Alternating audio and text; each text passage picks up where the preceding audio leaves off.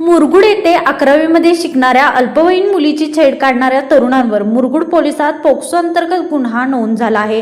दिग्विजय उर्फ दर्शन सुभाष मिठारी असे संशयित तरुणाचे नाव असून पोलिसांनी त्याला तत्काळ अटक केली। दिनांक 24 जुलैपर्यंत त्याला पोलीस कोठडी सुनावली। या प्रकरणाने मुरगुड परिसरात खळबळ उडाली।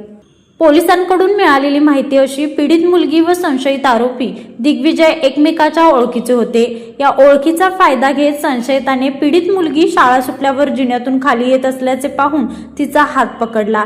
तिला जिन्यावरून खाली ओढत शाळेच्या गेटजवळ असलेल्या स्टोर रूम मध्ये नेले।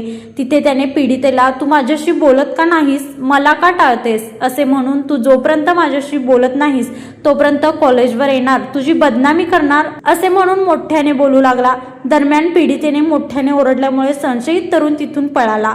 त्यानंतर थोड्या वेळाने पीडित मुलगी गेट बाहेर येऊन घराकडे निघाली असताना समोरून दुचाकीवरून येऊन त्याने पीडितेचा हात पकडला व तिला धरून ओढत नेले। तू मला आवडतेस, मला टाळू नकोस असे म्हणून त्या मुलीबरोबर मनास लज्जा उत्पन्न होईल असे कृत्य केले।